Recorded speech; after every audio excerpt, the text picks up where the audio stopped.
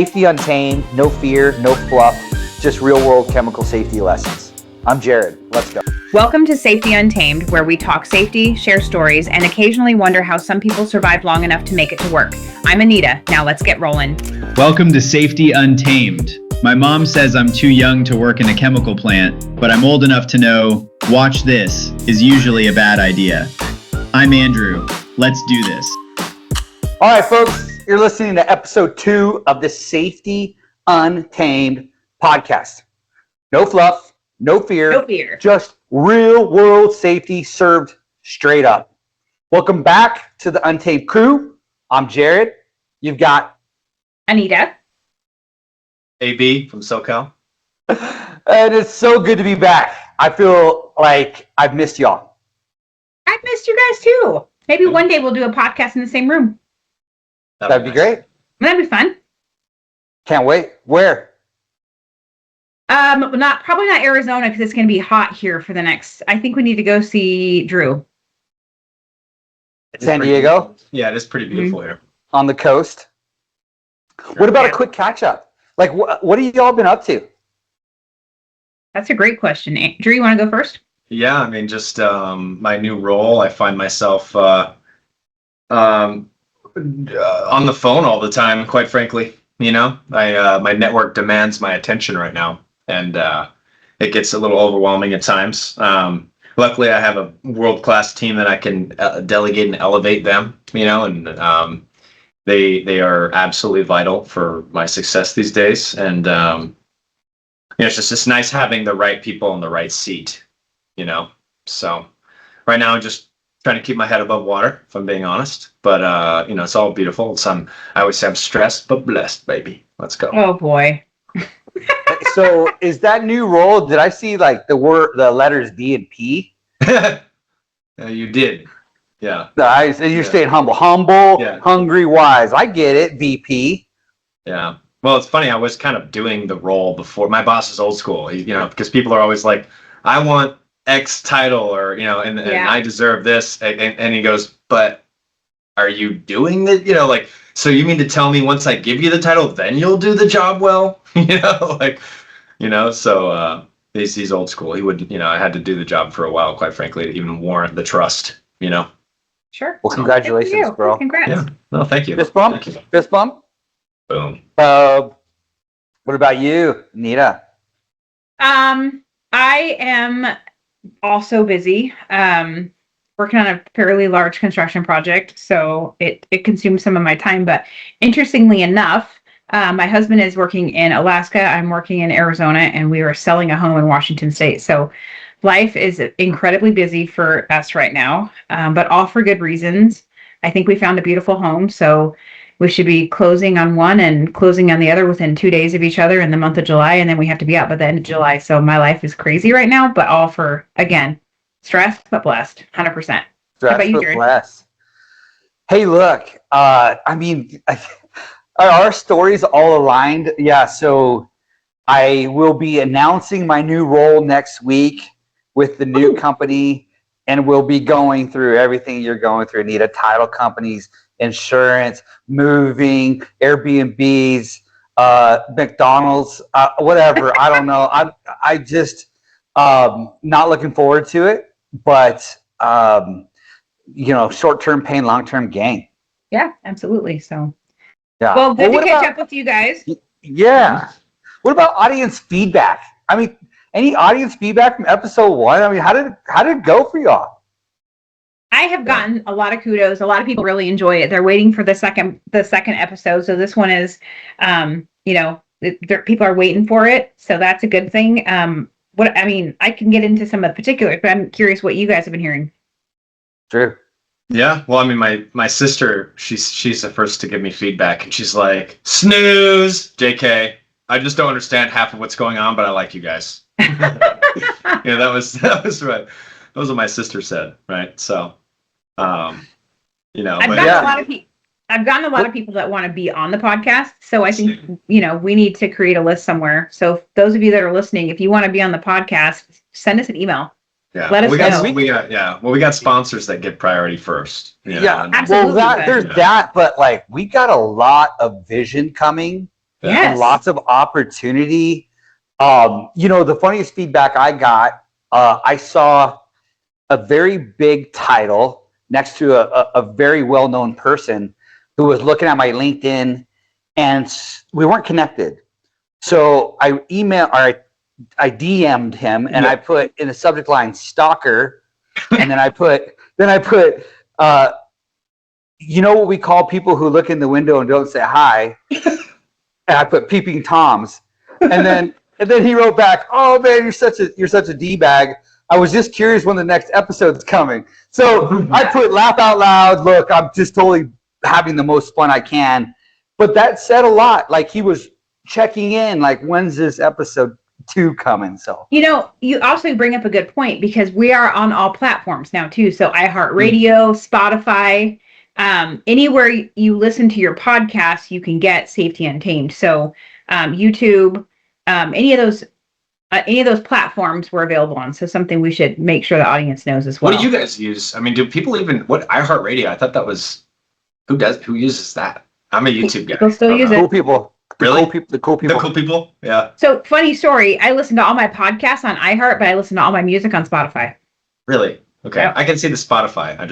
iHeartRadio reminds me, like in SoCal, we have channel 933 on iHeartRadio, Well, but I just like our iHeartRadio app, because then I keep it separate. Oh, okay. Yeah, it's just And you the app. got old school. I like watching YouTube. I popped it up on my, my TV and just watched the YouTube video. Yeah. But it's everywhere, like she said. And man, shout out to James, right? Seriously. Gosh, yeah. So James is our editor and video guru, and he's Bad the one that does all the scientist. fun stuff behind the scenes. So he's a really great addition to our team. I love that we have somebody like him to help us with all that behind the scenes stuff. So yeah, awesome. Do we want to get started on this week's topic? Yeah. So today's topic, isn't political. No. It's practical. Whether you're in construction, manufacturing, healthcare, energy, data centers, municipalities even, or just live in America. Semiconductors. Chemicals affect every one of us. And so we're going to be talking about the American chemical crisis. Sounds serious, right? It does sound very serious. We don't want to be too serious on this podcast. I think we just need to. I think people, what I was getting feedback wise is people like that we're just having conversations. Like, it's not, like you said, it's not there's no political. script here. We're just, No, there's literally, which makes me nervous. Right. I like to have itineraries. Look, so when we say America has a chemical crisis, we're not talking about theory. Or fentanyl. We're talking about real events happening right now that's affecting workers, communities, emergency responders, like regions. And we want to talk about the 2 case studies. The one in was it Nippon Dynawave? Nippon Dynawave Packaging. Is that? Yeah. Yep. In Washington State. Mm-hmm. Do you want to start there? Like, We if can. you guys know what happened, do you want to give a summary? Or the other one's in Orange County. That was that Garden Grove chemical crisis. But I can read off. I did a little research beforehand. Okay. Of course, So what happened was on May 26, 2026, a white liquor storage tank, I guess, liquor, at Nippon Dynawave Packaging in Longview, Washington, catastrophically failed. Essentially a highly caustic pulp making chemical mixture containing sodium hydroxide and sodium sulfide. It was essentially 900,000 gallons and about 2/3 full when it failed, and 11 employees died and multiple others were seriously injured. Saying the list of causes of death were chemical burns, and 2 victims also having blunt force trauma. What were the employees doing? The most important detail, this happened during shift change. So AP reported that recovering workers had been in the area where employees congregated in the morning while waiting for their assignments. That means some victims may not have been actively working on the tank itself. They were just in proximity. They were likely in or near a common staging break area right when the tank failed and released the caustic liquid. Why did it occur? The official answer and the root cause has not been released yet, but we can speculate. But it imploded. Yeah, I mean, from it, It and didn't I don't know. explode. It imploded. Yeah, my first question was there any could you point to any leading indicator date? Like, were there inspections that were supposed to be Well, happening and being I will documented? say this. I got insider know. information that they were Hmm. working on the tank the weekend prior. Oh wow! So they were actually they were aware of the integrity issue. Well, what I got says, I know they were working on the tank this weekend. It sounds like there was a heater issue or something like that, and it was allowing steam to backfill into the tank. That's the story that person had at the time. But it says, I would think that a pressurized tank like that would have to be vented. I don't know, but the tank imploded. Yeah, So- and from what I know, this mixture is designed to break down wood fibers, and it was hundreds of thousands of gallons. So this is 800,000. 900,000. That's insane. And we were talking about the American chemical crisis. We're also talking about I think the Columbia River was close by. No, I saw some facts around there. And It's not too far. Not too far. I heard a couple things. Okay. I heard shift change. Yep. I heard maintenance. I heard implosion, which to me talks about, and again, folks, we're discussing here. If we have some wrong facts, this is what we know. This is what we know. This is what we know. Correct us.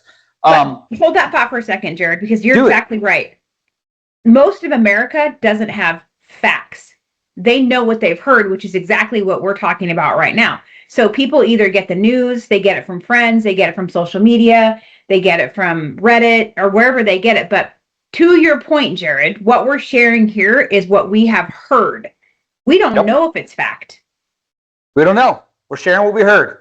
And we're basing basically what we're thinking could have happened based off our experience, knowledge, education. So mechanical integrity failure, definitely. Yeah. How? Yeah. I don't know. Process safety management issues. Yeah. Was that why they were working on it? Yeah. This was a corrosive? Was it a tank inspection? Well, doesn't implosion imply some kind of vacuumous integrity issue? Yeah, some kind pressure was building up in the tank for it to implode. So where's the relief valve? Well, it would need to have an anterior, there'd need to be some kind of vacuum pressure to keep the, you know what I mean? Well, I mean, just going back to just the simple basics, these tanks are designed not to. So but implosion implies that there's interior, explosion versus implosion, right? So that means there needs to be some kind of interior pressure going outward to maintain the integrity. Think about it this way: if there's thinning or corrosion on the inside of that, you know what I mean, that container, then naturally it's going to implode without proper pressure. You know what I mean? So again, I'm no expert in this. The pressure on the inside was less than the pressure on the outside. Right. Great enough to cause a mechanical. Yeah, you're right. I was thinking opposite, but yes. Mechanical integrity failure. So the pressure from the outside, which is 14.7 psi, that's atmospheric pressure. That's 1 atmosphere. Right? Is that right? I still remember. Yes, that is 14.7. And here's the neat thing. What I know about tanks, and that's why we're talking about everything, is they're really not designed to put pressure on them. It's designed to put pressure from within, right? So it takes very little pressure to crush a tank versus exploding a tank. So it had to be less than 14.7 psi inside that tank for some reason. What would cause us that vacuum? Well, and even more than what would cause it, but what is the maintenance, what is the tracking mechanism for keeping these tanks at the appropriate pressure, whatever that is? How do you get to this point? And I guess that's, what you do in a root cause analysis, which eventually I'm sure they're in the process of now, but I just automatically think how do you get to that point? Because like you said earlier in the conversation, there had to be warning signs. So where's the team that's in charge of this tank? Yeah, scary stuff. It could be some scary stuff, to me, it screams some deferred maintenance issue. I'm just saying, what was the catastrophe in the Gulf not too long ago? Oh, the BP spill? Yeah. I mean, they were saying this is going to happen. Yeah. I would love to know if safety or someone said, y'all, this is going to happen. There's an integrity issue. There's a mechanical reliability issue. And then let's So just were say they listened to? But did they Yeah. say that? And it's typical. Safety doesn't get listened to a lot of times until something does happen. And then everybody wants to go, oh, now what should we do? So we can, I feel like we can say it a lot. And then you usually get somebody responding to you and say, no, it's fine. You guys are overreacting as usual. It's, nothing like that's happened before. So it's not going to, I'm just wondering if that kind of conversation happened. If someone did say, this is going to be a problem. Yeah, because of like liability and litigation issues, I'm going to say this. I'm going to change from focusing on this incident to this. I don't know if that happened there, but I will tell you that there's a lot of warning signs that exist, but production pressure or normalization of risk gets in the way. So I'm not saying that happened there. Nope, I agree. But with our experience, we went straight there. I wonder if they knew better. Yeah, there was leading indicator. If somebody knew better and maybe somebody wasn't listened to. I'm not saying, again, that did or didn't happen, but you're right. From my experience. Yeah. Maybe this topic is more about that, is going, hey, project managers, if you're listening, project executives, if you're listening, we're here to protect people, the product, the property, and the environment. The owners, the equipment, everything. Right? And that's not a personal thing for us. That's just risk management. Do you really want to wait till hundreds of thousands of corrosive chemicals shut down your whole program for days and you lose your friend's life? Because they knew these people, right? So how do we get folks to start listening to the lead? And Andrew said it, leading. Yeah, I think that we started this podcast wanting to talk about chemicals, but I think it comes down to the basics. I do too.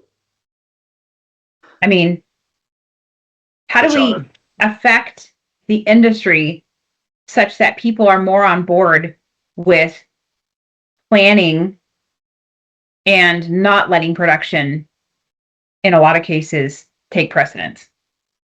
Yeah. I mean, here's the untamed question, right? Because we're untamed. Are companies truly investing in prevention, or are some unknowingly managing failure? Or better yet, when your core value is safety, what does that actually mean? Yeah. Because everybody has a core value of safety, but is that just good because it looks good on paper? Means it's properly funded and in the right, what is it? Not the flow chart, but when they have the organizational chart. Algorithm, yeah. Yeah. Lateral with operations, like safety should report to the owners. Senior leadership. It shouldn't be like a COO overseeing safety, there are definitely some conflicts of interest when safety reports into operations, right? Yeah, and what could I see? The question to me is what could you see within an organization to see that it does value, that safety is a core value? You know what I mean? I can see on a organizational chart where safety lies, right? I can see a revenue, or at least how much are you spending on safety relative to say everything else, right? You can see certain things. How would you guys feel if you guys saw an org chart that had, the COO and all their, all the C-suite, and it had marketing, it had IT, all the different HR, everybody, and didn't have safety on it? What would you think that would say to you? Yeah, it's just not a vertical. It's not a vertical, right? So it's an afterthought. Yeah. What I tend to look, and that's a great question, because sometimes it's not an all or nothing answer, but let me put this in perspective for me, because I watch for that. Is the company I'm going to join take safety serious? The only time I ever looked and feel comfortable with safety not being a vertical is when legal and safety are dotted lines to the top, meaning they're advisors. So they truly have an opportunity to speak directly to. Direct access to. If they're both dotted lines and considered advisors, which I prefer because that's what we are. Yes. We're advisors, y'all. Like educators, a resource. If you don't listen to our advice, you are inherently taking on risk. Like we're risk managers. We reduce risk. But so what if that safety is underneath one of them? Then I start to get really, really nervous. Really, really nervous. Yep. Another company that I was aware of had their safety director answering to a general superintendent. Tell me that's not a conflict of interest, and tell me that doesn't say that. Yeah. Yeah. So a superintendent? Yeah. Go ahead. Have fun with that. And I just it sounds. I mean, that's a field leadership position. You know, overseeing someone who's supposed to be providing field leadership. Yeah. So like, riddle me that one. Riddle me that one. I was in a bid meeting, right, on the owner side. I won't say what owner, but I was on the owner side, and we were talking to a general contractor. We said, "Tell us about your safety program," and they said, "Safety reports to the general superintendent." And we want operations to own safety. And I liked half of the answer, right? Because I want operations introduces the risk. You also got to own the risk that comes with it, and safety will help you mitigate that risk. And but they have to be your equal. Yeah, no, you can't. No. So I said, you can't supervise safety. Oh yeah, we can. Yeah, we can. I said, does the county report to you? No. I said, schedule? No. I said, quality? No. I said, how does safety report to you then? Well, you know, that's the way we own. I said, no, you're not. Why is your safety manager not on this phone call? Because we own it. I said, okay, what's the hierarchy of control? I said, what's the hierarchy of control? Just name them right now. Could name them. I said, we're not working with you until you have a safety manager on this call. I mean, that's how silly it starts to get when you start to go, you don't know, if everybody could be a safety, then you don't need professional safety people. You know what I think part of it is, though, is operations doesn't truly understand what safety does. And that's what I run into. I don't even think they know on a daily basis how many calls we field, how many conversations we get pulled into for various different reasons. Like safety gets pulled into everything. And I really, truly don't think that operations folks truly know what safety does. Yeah. I think some do. Some do. I would say some. I would say more don't than do. Yeah. I would say the successful companies do. Mm. And I would also say, what does success mean? So I know another GC that had 13 safety managers on one project in 5 years. That's like like that much of a turnover rate, like 13 over 5. Lead safety managers, right? 7 to 10 years, bachelor's degrees, CSPs. These aren't, and when I say, let's just be careful with the degree, not degree thing. I'm saying they had passion, they had education, certifications, and experience, or a variation of all four. Of all of them, yeah. And you're telling me 13 of them were wrong? Yeah. No way. And the general superintendent stayed for 5? No way. Like, there's no way you got 13, like, can't do it, safety managers. There's something wrong. Yeah. Whoa, is this the chemical crisis or is this a different type of crisis? Well, I think that what we've discovered is the reason for the chemical issues is because of the infrastructure around it. Yeah, it could just be not listening to your safety team. Not having the right systems in place. Not monitoring it, not auditing it, not being responsible for it or accountable. Maintaining it. It can go another 3,000. Right. Push it. Push. At what cost?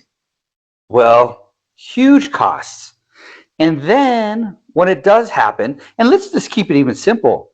Let's just say it was a potential severe, you know how much paperwork goes into initials, incident reports, RCAs, lesson learned, 20, 25 hours of 4 to 5 people in a week. So times that by 500 hours of work to say we shouldn't have done it the way we've told you not to do it. I mean, have you guys seen the OSHA calculator? Have you seen the OSHA? It's the OSHA calculator. You can put in what type of injury you had, and it'll tell you how much indirect and direct costs it was, and then what your profit margin is. So how much more sales you need to recoup what you just spent. Really? No. Yeah, I'll send you guys the link. So OSHA has a calculator because it's based on all the data that they get back, and so you can put in even just one laceration, and it'll tell you exactly how much direct cost, indirect that you put in your profit margin, and at the end of it, it'll tell you how many hundreds of $1,000s you now need to sell in new product or new projects to recoup just that one incident. That's crazy. Yeah, I love that. That wouldn't be a bad way to get buy-in from it's a powerful tool. Well, yeah. Yeah. Right? I mean, from an operations team, that'd be. Well, yeah. Now you're talking about ROI and actual loss. Yes. You know, I think here. Let's take some extreme ownership. Maybe we need to be better at business. Maybe I'm not saying we are. As safety. Yeah. Let's flip it. Instead of preaching that we need, maybe what do we do as safety to be better? I just learned that there's a tool that can go, team, I'm going to take my last 12 months at incidents. I'm going to do the math on all of them, and I'm going to surprise my leadership team with a presentation that shows we just lost $3.2 million and see what they think about that versus, we had to do a spending $10,000 on training. Yes. Paying a team 8 hours wages and $10,000 on training because oh my gosh, we can't take them out of the field for 8 hours in a day. Do you guys know how much that is? Do you know how much we're paying for these guys? Oh. But how much one injury will spend 10 times that. Well, I think where safety needs to get better then at that, using that tool that Anita brought up. I mean, we have to be better at painting a picture to the decision makers, gathering a good safety professional. You guys, most of the time, it's just a quality safety observation. What does that mean? It means there's really good, emergency action procedures documented, really good pictures of the critical work being performed, great notes and feedback, deviations from the SOPs or the mitigations, and then that data aggregated over time compared to maybe like an OSHA 300 log and like the previous incidents. Then you can kind of have this story. You can paint a picture of like, all right, the next 12 months, you guys, 80% chance we get this, and this incident based on current trajectory. Here's how much it costs. Let's meet in the middle. I think we need to fund maybe 2 more coordinators, to support the data gathering. You know what I mean? Like something like more that. Personnel? Okay, interesting. Well, just an example, right? Like there could be that as a solution. It could be like, hey, out of the 250 employees we have working, you guys, 50 of them have logged that they've taken our training. There's different. It's, I think at telling a story, safety needs to be better at telling a story to the decision makers. And that's where I was going. What if our incident reports had a final section that said, use this calculator to show cost loss? Mm-hmm. What if our OAC weekly meetings with the lagging indicator data, you go, plus it costs us this. Our monthly meetings actually take that and start year-to-date totals. Year-to-date totals. So you see it in the RCA, in the incident report. You see it on the weekly OAC, and then you see it monthly, and then you do it over a year. And then you go, now we're communicating it, you're seeing it, and you're watching it add up. Yeah. Yeah. Dang. Yeah. And someone's doing that out there, guys. I'm sure someone's smart. Thank you. Yeah. Thank you for bringing it up, Anita. But I am literally doing that. I'm doing that. There's no way I'm not doing that. Yeah. I just popped it up if you guys are interested. No, definitely. Cool. Yeah. Hey, James, the miracle man behind the scene. If you could put that link in the. I'll put the link in the chat. I mean, I can pop it up if you want me to, or I can put the link in. But I mean, it's a powerful. Obviously, you're only going to see it if you're watching it. But really, what it comes down to is, let me back up. I think that we to your point, Jared, and you, Drew, as well, we need to get better at maybe training on some of these soft skills. So we always put so much credence in OSHA, 10 and 30 and 510 and, these technical trainings, because obviously they need to know that. But how much time and effort do we put into soft skills? Yeah. Like how to conduct good training, how to conduct a good meeting, how to conduct a good RCA, how to, talk to your project managers and your teams and your owners to get them to buy into the safety department. How much time do we spend on that? And we throw these people out there and we expect them to do all these things, but we've never given them the tools to do it. So just side note. I think that the training mostly is employee facing, right? Like how often do safety professionals take OSHA training that is on how to communicate to stakeholders, like people who provide funding to the program? That's always palatable for like people performing the work, the labor and like identifying hazards and different critical work, and mitigations. Like the training is always surrounding the employees, like how to interface with them better. But is there any training out there that has a safety profession? You know what I mean? I don't know.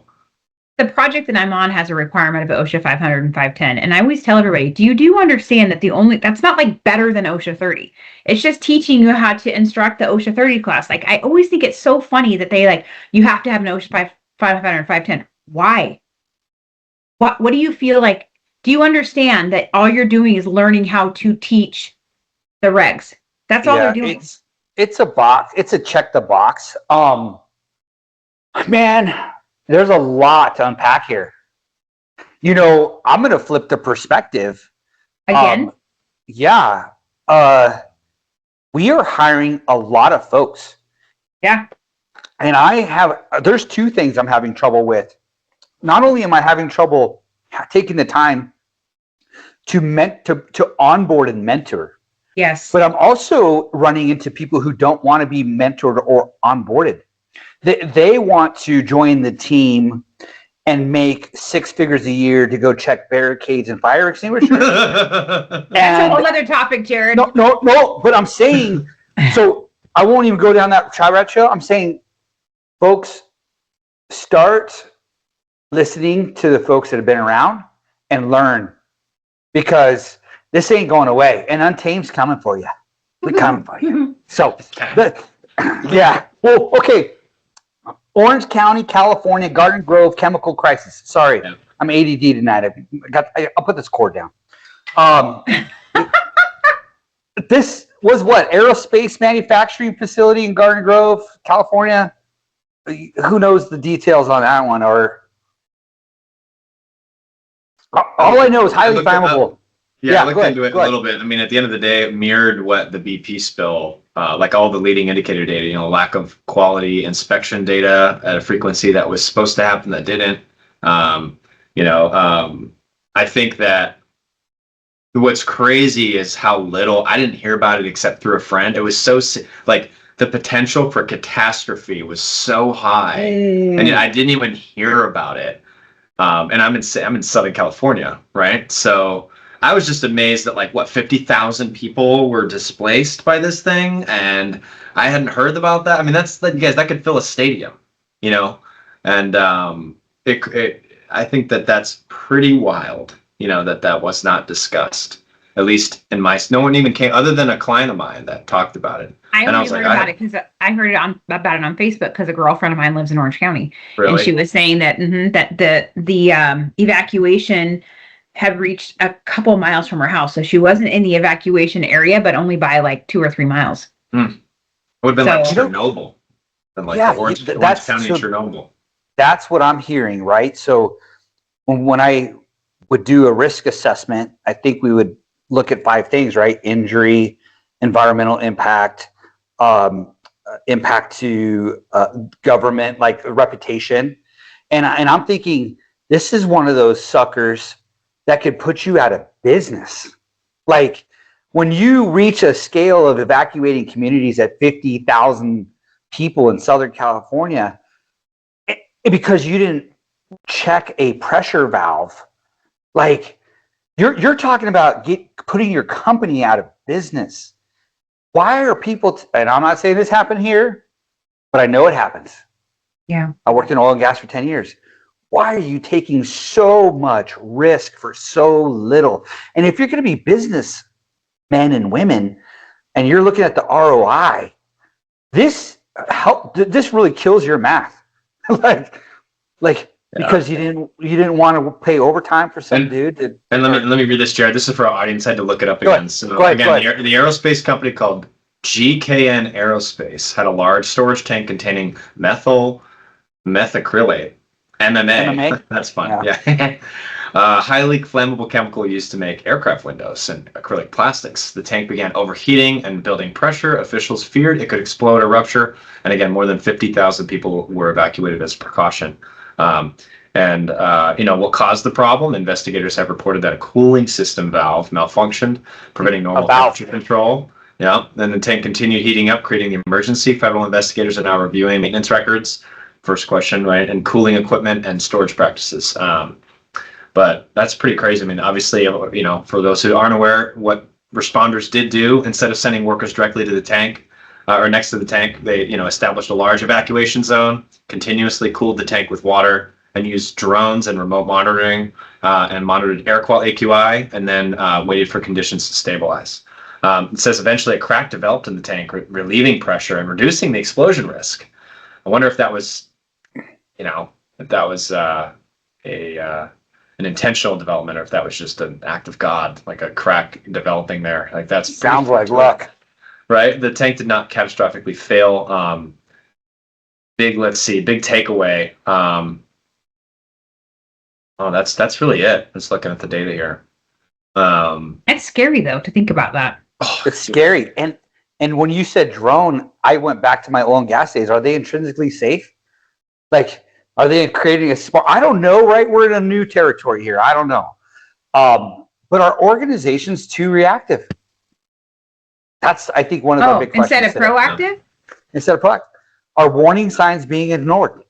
Like, how much deferred maintenance is contributing? You didn't replace a valve. I'm not saying this was that, but it happens, right? If you keep perspective, there's been times when my oil light comes on and I YouTube how to shut off my oil light instead of addressing. My point is, when you're a CEO of $1 billion company and you see an oil light come on, you just think, let's go another 3,000.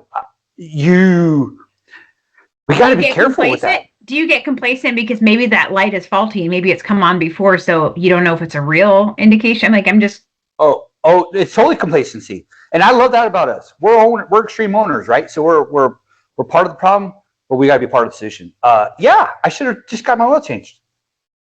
Really, I mean, that's the answer. Just do the right thing all the time, because let's go back to business. Yeah. There's a cost to doing business. Yeah. And there's always static stuff comes up and you have other priorities. I mean, there's probably 4 or 5 other priorities for you that trump hey, I need to go to Valvoline and go through the oil change or whatever. You probably, you reprioritized it, right? You probably just put it down and you still identified it as something you maybe needed to do, but moved it down. Yep. I do that all the time. Every day I have plans to do stuff and I didn't really do what I wanted to do today. I did like 1 of 3 things, had to reprioritize, had to move things around, What about the reactive side of this? Are we training enough for the case? No, heck no. There we go. No, that's the issue, is we just go, and we don't stop because we don't want to take the time. Again, it comes down to cost. And because they don't see the indirect cost, they only see that direct cost. I can't take the crew out of the field for 4 hours to do training. Can't you do it in 2 hours? I'm even thinking of emergency preparedness training. Like, we're not training proactively. We're definitely not really training reactively. So are we truly prepared? No. That's why we all got to be untamed and literally start to push this stuff forward. We got to say, we have to train. We have to, these conversations need to be occurring. And I think a lot of times safety professionals don't feel like they can have those conversations. Yeah. Well, they don't feel like they're being listened to.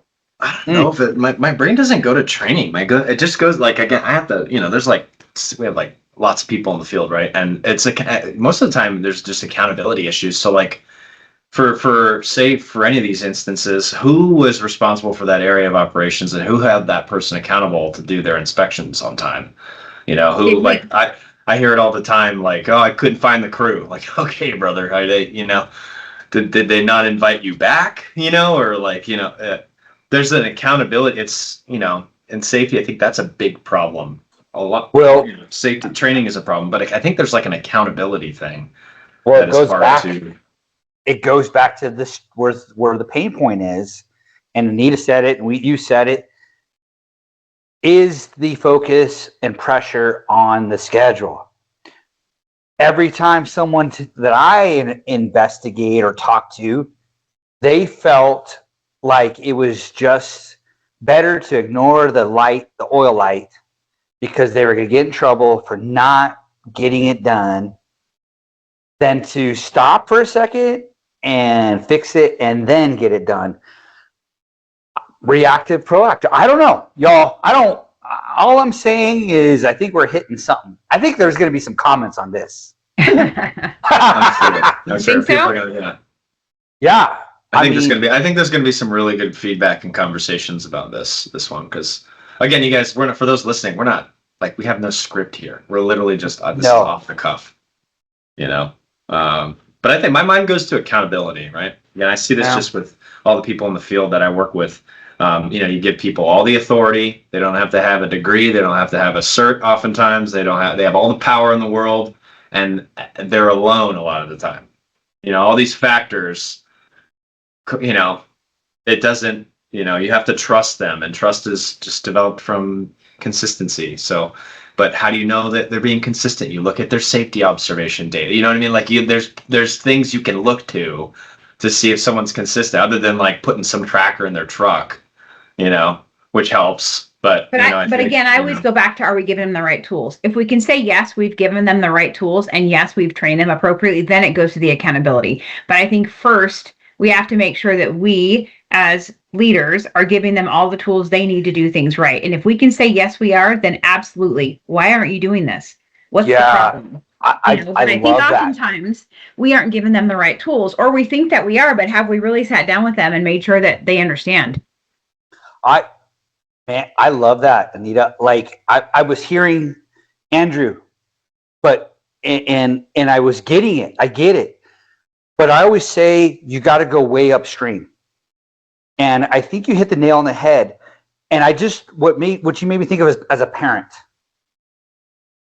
I do the best I can for my kids to succeed. And if they choose to make a bad decision, the first thing I ask is, did I do my best in that situation? Did I teach them? Did I raise them right? And if I did, I don't take it personal. It may make you sad, but I don't take it personal. So you have to give them the tools, the knowledge, the answers to the test beyond what they come to work with, because that's what leadership is. Just because you say you have an education or certification, whatever experience, I still need to ensure you get it somehow. And once we've done that, you gotta be accountable to those things. We don't have time to train.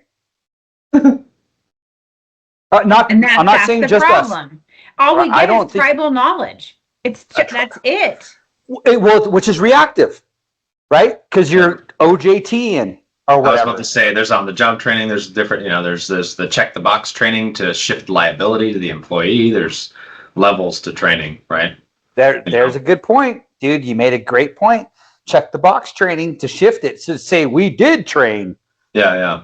Well, at a very superficial level, right? Like if some litigating attorney is going to be turning over your program, you're going to want to be able to point to the box that he checked that says, I acknowledge here, here, and here, right? But what training that matters is, like you said, Jared, OJT, on-the-job training, on-the-job training, skill assessments, like actually evaluating someone's and how they perform their job. That's a different level of training, Yeah. More obviously more important for the field efficacy, right? But not necessarily from a liability standpoint. Like if you own a company, you want 100% of your employees trained with check the box training. You know what I mean? But you still need, then there's that other side of the coin. You want your labor hands to actually, you want your safety team, your coordinators and whoever, you want them you want to be able to evaluate how they're doing their job. And again, 80% of the work is doing the safety observations. Like that's the product, right? That drives the data, that drives decision making. I'm going to steal that, by the way. I'm going to use that. I needed that tool, that OSHA tool. I can come up. I bet you give me a day, and you give me someone's OSHA 300 logs, and you give me 3 months of backlog observation data, and I could paint a picture for an executive group as to what their next incidents are going to be, and like say the next quarter, and then what that's going to cost them. Andrew, shake on it. I'm going to give it to you next week. Easy, dude. Do it. I'll do it. I'll do it for free. It'll take a day. I saw you take a drink, Nita, and made a face. Did you get the worm in the tequila? No, I just didn't think it tasted very well. So I was hoping. Then after I made the face, I'm like, oh, I just made a face. Because you guys have figured out that generally this tells you how I'm feeling: happy, sad, annoyed, all the things. And so, it just didn't taste very good. So I was like bitter beer face. Sorry. I like your glasses. I think I'll have. So, do you all know I have an issue with glasses? I tell you that. I thought they were just style. Is it an issue, or is it like someone is style? It is style. Thank you, Drew. Style. My glasses, my reading glasses, have to match my outfit, and funny. So I have quite a assortment. Do you hang your glass in the shirt? Like in the hanger? I was going to say, you got to keep them paired. Blue, orange, green, purple. I have a lot of glasses, and I tell my husband I could be a heroin addict, and so I'm not. And so. Yeah, that's your addiction, glasses. Well, hey. I have a few, but anyways. Yeah.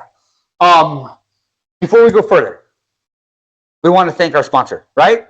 Yes. Episode 2, we're here because of Auto Lotto. I mean, we're here because of the team, but Daniel Furbosh and the entire Auto Lotto team, thank you for believing in honest, practical conversations around safety, right? Auto Lotto helps bring clarity.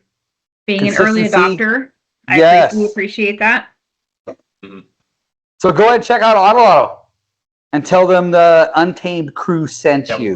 Put the link somewhere in here, James, like somewhere floating there. Hey, James, can you put the link in?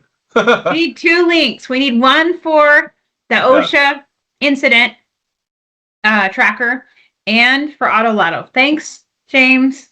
We love you. Thanks, James. Yes, sir. So segment. We got to talk about some. We had some folks write to us with some questions, and there's some good stuff out there. Do you mind if I ask y'all some of their questions? Please. I got one of them, I think, from you, Anita, one of you from Andrew, but you're all sending them into LinkedIn, and we're working on our website. I know it looks pretty generic, but we're 3 folks just working jobs, being parents, husbands, wives. I mean, it's not easy doing this, but we love it. So keep making us grow. Randall, so Untamed discussion time. We need intro music for that, James. When it's time to ask the questions, we need to have like a special music. Yeah. Untamed. Randall Arms discussion. Randall Arms. Look him up on LinkedIn. He said, is cognition, pretty big word there, Randall, is cognition the missing piece between compliance and capacity that nobody is talking about? Wow. That's okay, so compliance ensures rules are followed, but cognition determines how people think. That's all I know about putting that sentence. So let's do this. This is how people think missing the missing piece between ensuring rules are followed. Yeah, wow. Of course it is. That's the why. You're always asking what the why. I mean, the only way that you can get people to truly understand a concept in safety is by giving them the why. Mm-hmm. That's how you get the field to understand what you're saying, is give them their why, but their why is probably different than my why. Mm-hmm. So I think part of it is determining what their why is, so you can make your concept sink into their heads. Yeah, I think that hit the nails. Yeah, I think when I think of why, it's like it should all be just tied to the hazard associated with it should be just associated with the hazard. Then the why is clear. Like, why are we doing this? We're trying to mitigate this hazard. But you gotta make it easy. You gotta make it resonate with them. I mean, what I have found in my years of safety is we all have safety concepts in our head, and like we can think of safety in those terms. When you want the field to adopt what your concept is, you can't go at them with a concept. You've got to go at them with something that's tangible, something that's simple, and something that resonates. Yeah.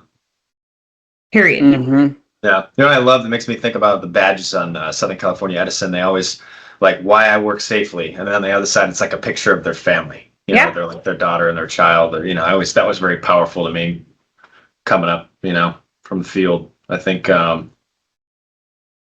that's what I go to. Anyway, I have to admit, that guy sounds really smart. That question didn't really make sense to me, if I'm being honest. It just kind of, Well, what I heard, and I'm so glad you guys started. That's why I sat back. I'm like, oh, shoot. That Homer Simpson into the bush? I'm like, dude. As he disappears. Oh, sorry. That was a grandpa laugh. Oh, yeah.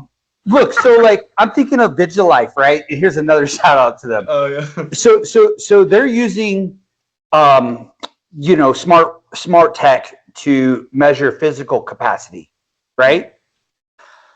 And if cognitive, the why, the how people think, and we use that as a capacity, like how do we measure that? And all I can say, Randall Arms, is maybe you can clarify this later, but at least we're having fun with it. Are we talking about though. Hang on. Perception? Are we talking about perception? Cognition. I just looked up the definition. It's the mental process of acquiring, processing, and storing knowledge. So to me, that's grasping onto the why. Is that not correct? Mm-hmm. Yeah, and I'm thinking perception surveys, asking people, pulling data to see if they're grasping onto the why.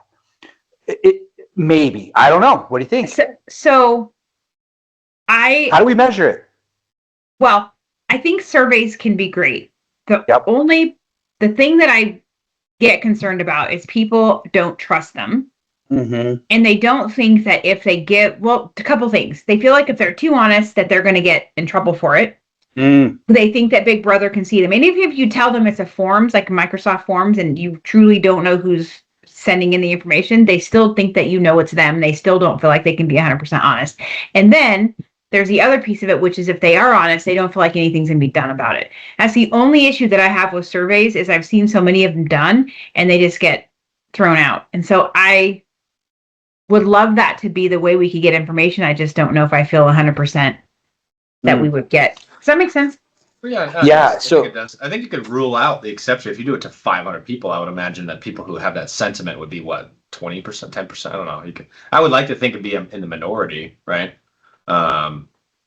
If you send out like anonymous surveys, you can get ISN has a lot of this, like where you can get really good, like their monoculture survey. You can get pretty good data out of it. It's just you can even do a survey monkey. I mean, yeah, exactly. But you could look when people know who it is. It's because they put in some comment that's like anecdotally, like very specifically to their situation. Yeah, I know who that is. Yeah. I know there was one time when I had this situation with so and so, and then you're like, oh, that's Yeah, I wonder who that is, George. Yeah. Yeah.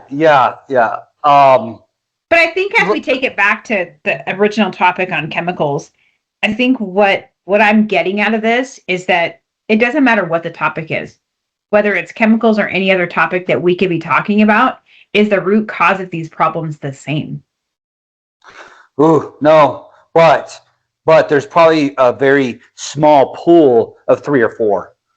And the only reason I say that, I feel like I was raised in a process safety environment where if you really do a root cause, it gets real technical, and there's multiple root cause, not only verticals but options. And we used to come up with 4 or 5 or 6, which would be the Swiss cheese models, the slices. And so, but I think at the end of the day, Like a 3 bear, or like a 4 are the same ones. I think we're coming up with 3 or 4 of the same root causes a lot, but not the same one. Interesting. That I had this discussion with a friend of mine over at Quanta. Dave Crow, love you, buddy. Still don't understand how there could be multiple root causes. I thought root cause. I thought there was one. The one thing that had could to be change it. true. So, I know. One thing that Yeah. like had to be true to prevent the incident, and then everything else Correct. were causal factors. correct. That was my understanding. But he Mine as well. explained. But he's like such a brain. Like, I know I'm wrong. I just don't understand how there could be multiple root causes. So I'd love for that to be part of, for people to kind of chime in here. That's a whole other topic, I think. That's a whole, I know. There's I so just, many topics. it made me think about it. There are so Yeah. many things we could talk about, and I think that any topic we choose leads into others. I just think there's so many intertwined, concepts and underlying issues, and it's just my 2 cents. Yeah, and remember, there's never there. So there is very rarely one right answer, but 2 + 2 is 4 cannot be anything different. There is those things. And I came from a team that was okay with the way we did root causes, but we were very technical about it. And so I don't want anybody, when you break apart the 3 letters, root cause, you're right. It says root cause. That valve on that tank, if it was fixed, would not have caused all these other things. Yeah. So I'm a big fan of one root cause. However, I think what we were doing is putting too much emphasis on one root cause, and we would ignore the causal factors or some major causal factors. However, I'll be honest, once a root cause analysis is done, most of the time, everybody runs away from it and never goes back to it. And I'm like, we have actions here. We have corrective actions. That's the biggest thing, and we're gonna have to do it. We're gonna do an episode on that, because my biggest complaint is we do all these corrective actions. They go into an Excel spreadsheet somewhere, never to be seen of again. Then the same issue happens again, and we make the same corrective actions, but we don't ever verify that the original corrective actions were done. Why is there no tracking mechanism for corrective actions? So and there typically is. I mean, like I worked for one of the major utilities here out in the West, and I was their incident advisor, and I've seen the process. I mean, there should be assigned parties to corrective action items with even deadlines and like what. There always what I mean? Like I never saw they're not. It's on the list. Yeah. It's just a matter of like putting a name on that. Oftentimes the defining line there was the reason why you didn't have corrective action follow-ups, because you didn't put a name in the hot seat, like literally a column in the table with someone's name. But even and then what I mean, it was like you'd put like you have to follow up on it. I know, but you'd put like a company name, nothing would no one would take ownership. That's a bad idea. Like not only if you put the name, you could put the person's name and date and time and remind them. Let's do this. I think on RCAs, we need to do a whole industry reset, because just me speaking out loud, like I learned some stuff really wrong, but really right. We took it very, very serious in oil and gas, to the point where we assigned teams and it was investigated methodically, but I think we made some mistakes. So I think there's an opportunity for improvement for us to get. Can we not expect an RCA in 24 hours then? I think we put some unrealistic expectations. Like, are you kidding me right now? That'd be pretty nuts. Even with AI, that'd be pretty nuts, because you still have to get all the witness statements, and like you still have to. We can barely get an incident report out in 24 hours. Yeah. Yeah. No, I think RCA is typically 7 to 10 days. That does not happen. Yeah. No, I know. Tough one. Another freaking episode. I think an episode would be really cool, just to have the first half be an explanation of what, like, you know what, how to conduct a simple incident investigation. I wonder if we should do a poll on LinkedIn on what the public thinks our next episode should be on. So we definitely have Dan coming. Dan is CEO of AutoLoud, is going to be joining us. But he can't have all the whole time, right? I mean, we have to double his sponsorship on that one. Dan, don't listen to him, Dan. Okay. Hey, so okay. Svetlana Blanchard. Svetlana Blanchard. Svetlana. Svetlana Blanchard. Okay. Yes. Question. What's the question? Question. Should women appropriate sizing be added to the background material requirements in the ANSI 107-2020 standard? I don't know. What's the question? So do women what? Okay. Thank you for this question, Svetlana Blanchard. If you're not connected with her on LinkedIn. Question. Should women appropriate sizing be added to the background material requirements in ANSI 107-2020 standard? Should women's sizing be added to the... Because the square inches are different for women's sizing. That's what she's getting at. Oh, is this the woman who has all the cool pregnant merch? Is this the one who has the pregnancy No, merch? I don't know, but she was on the Untamed podcast. Well, maybe it's her. I don't know. I mean, properly fitted, high visibility PPE is critical for safety for me. So that's also another topic. And being the only woman on the show, I will tell you this. When I very first started in construction 20 whatever years ago, I couldn't even get a pair of steel-toed boots unless I went and got a men's pair in a size 6 because they didn't really offer them. Even now, I think we get, here's your 5 selections. Pick one from there. So even to this day, a lot of times I'll go for the men's version and just get a size 6, which, by the way, you generally have in the store. You have to order it online. But I think her question is easily answered, not easily solved. Yeah. Everything you get on a construction site is geared towards male sizing and fit. Everything's a box t-shirt. Every vest is a box. Everything is either the jackets have sleeves that go down here for me because they're just not built for women in the industry. Well, I think we just haven't gotten there yet. There's not that many, right? I mean, like, yeah, there's not that many. 5%. What? How many? 1 in 20, 10%, right? I mean, you're a manufacturer. It depends on what area of the country you're in. I'll tell you that. In the Northwest, tons more than, and even here in Arizona, I've seen a lot more than there used to be. Like 1 in 4, like that's a lot. Like 25%, or like easily. Yeah. Wow, easily. That's a lot. That's a lot. Easily. Okay. Yeah, for me, and I'll be honest, like, I don't know if people realize, like, I don't think any PPE fits right. I'm not shaped as a box.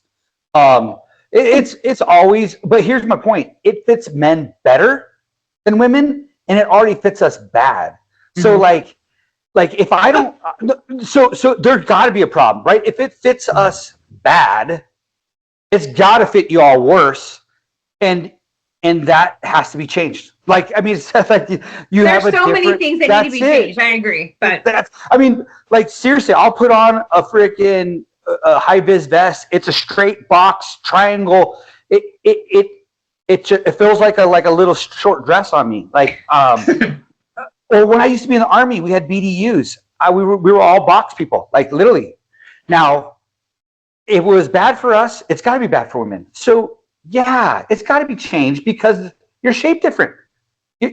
But again, I think that's another episode, just talking about the availability of different PPE for different, for the industry. I mean, it's a great question. I love that people are interacting with us. There's no simple answer, but do I think we need to work on it? Yeah, I do. Yeah. So I'm grateful that people are reaching out and asking questions because I think we want to talk about it. Yeah. To me, eventually maybe we'll be able to take calls, like live calls. Wouldn't that be fun? That would be sick. That'd be so fun. That would be super fun. I would want to troll. I would want to troll them.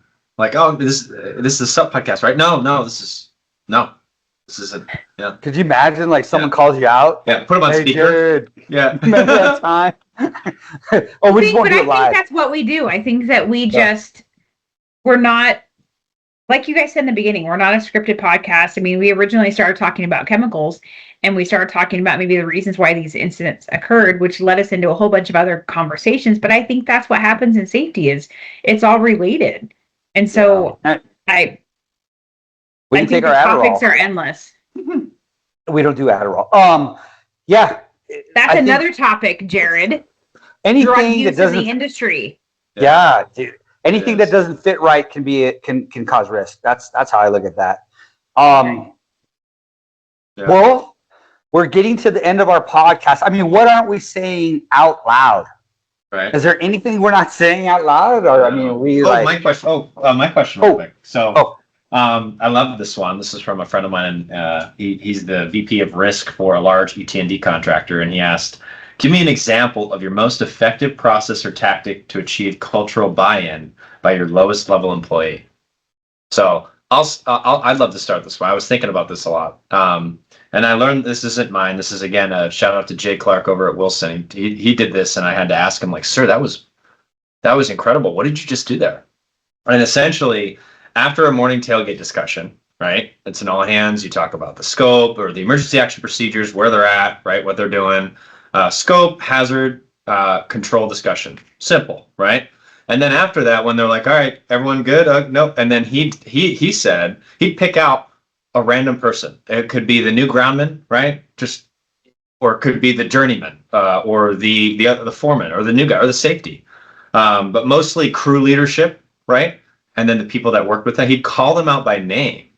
And he'd go, "Okay, brother, just one more time, walk me through what's your scope of work for today? Or at least, better yet, tell me what the most hazardous activity that you're going to be performing today is going to be, and what's going to, most likely lead to a serious injury or fatality."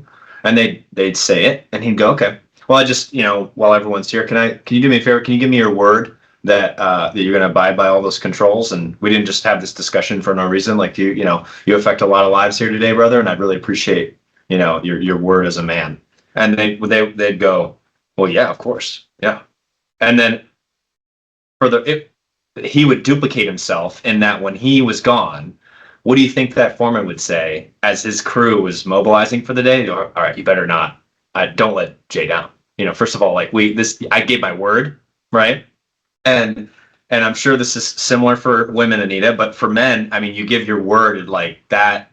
We'll break rules all the time. Like I'll speed, right? I'll go 90 miles an hour on the freeway. Probably shouldn't, but I'll break a rule, right? But I don't break my word.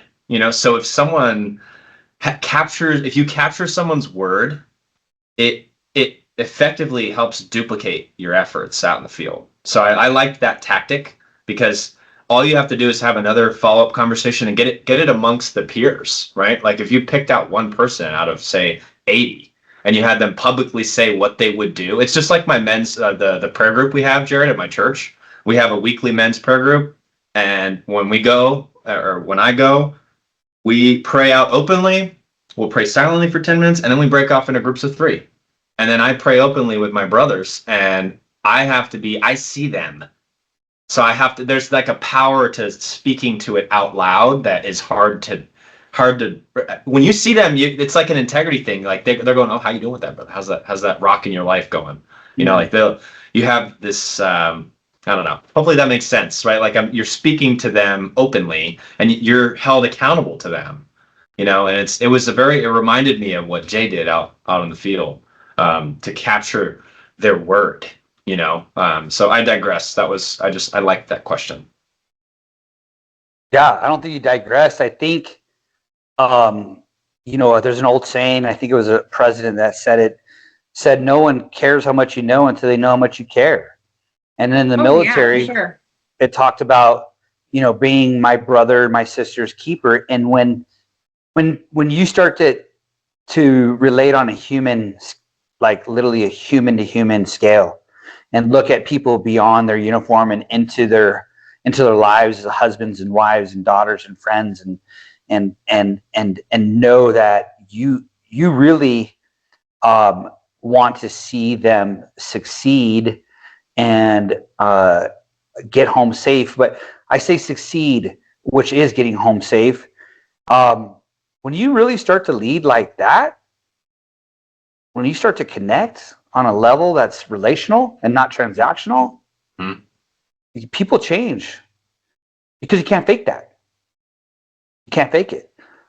Sometimes safety pros are stressed and out of time to do it. I get it. And that's not easy, because it takes a lot of effort. But if I were to change culture, I would I would talk to everybody. And I don't even, I've even got to the point in my career where I don't even correct them first. I normally just talk to them because 9 times out of 10, they're not doing something IDLH. Nothing's going to happen. So I'll talk and get to know them. And at the end, they normally self-correct because they know why I walked up. And I say thanks and I smile because I know they got it. That's hard to do because it takes time. And I don't know if that answers the question, but if you want to change culture, you better do it genuinely. Like, it's got to come. They got to see that light, like true, not manifested light, that glory light. It must be something I say in the military, by the way. Malik, my lead consultant, always says that. He's like, people don't care how much you know until they know how much you care. That must be something in the military you guys talk about all the time, because he said I've heard that so many times, though, and it's true because I'll tell you, the first person that's going to know if you're fake is the guys in the field. They know. And here's the other thing. If they ask you something and you say you're going to follow up, the moment you don't follow up, your credibility's gone. So you better do what you say and say what you do, because they'll find out in a heartbeat, and that's it. They will never speak to you again, and you're done. I just wrote an article on Safety Evolution Media about trust as a currency. Yeah. And trust starts with relationships and caring. You want to build something new or change culture, you just hand out trust currency, man. Yeah. Don't break that trust. You said something to me, Andrew, about another president. No, Benjamin Franklin. Tell me that quote. Yeah, he was asked essentially toward the twilight of his career, and even during the Great War, like the American Revolution against Great Britain, right? He was able to travel to the court of King George and talk to this guy while we were at war, right? And was able to go to France, all these places. He was treated like a celebrity. Even in times of war, at that time, he was really like the first national, like international celebrity, and toward the end of his career, he was asked, "How'd you do it? How'd you do that?" And he just simply said, "I spoke ill of no man." That was it. That hits. That's all he said. That hits. Wow. Well, here it is. We are running out of time. So remember, opinions matter. Critical thinking matters. There can be multiple right answers. Always challenge assumptions, ask better questions, and protect your people. Don't let people make you dumber. And don't say yes to dumb stuff. Anita, Andrew, closing thoughts. No. Don't say yes to dumb stuff. I concur. Yes. I think you just need to lead from your heart. I think that if you lead for the right reasons, you can move mountains. Don't do it because you want to climb the ladder. Do it because you care about the people. So there's a lot to be, and there's just a lot to be said for the passion that you have in your heart. Safety is public service, and I tell people that all the time. There's a reason why I have ex-firefighters, police officers, EMTs, military on my team, because that's public service. Safety is public service. So as long as you know you're doing it for the right reasons and you lead with your heart, you can make changes. And I think that needs to remain important. You need to be in safety for the right reasons. You have people's lives in your hands. Well, thank you for joining us for episode 2, Safety Untamed Podcast. You can reach out to Anita at AnitaJ@safetyuntamed.com, Jared T at safetyuntamed.com, Andrew B at safetyuntamed.com. It goes to the same email. Yeah. It just makes it sound important. Yeah. You can probably get the email wrong, and it'll catch all. Until next time, stay safe, stay sharp, and stay untamed. Thank you. We did it. Stop recording. Outro music, James.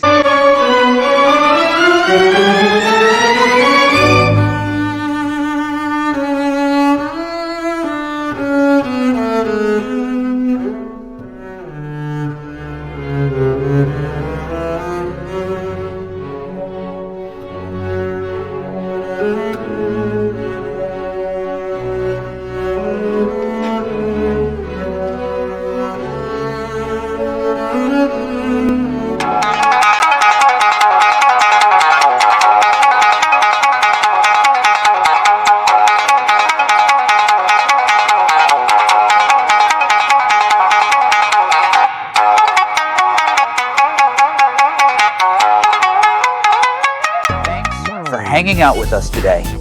We hope you picked up something useful, had a laugh or two, and maybe avoided a future trip to the safety office. Remember, nobody wakes up planning to have an incident, but plenty of people wake up planning to take shortcuts. Don't be one of those people. Stay sharp, stay humble, and keep safe with Safety Untamed Podcast.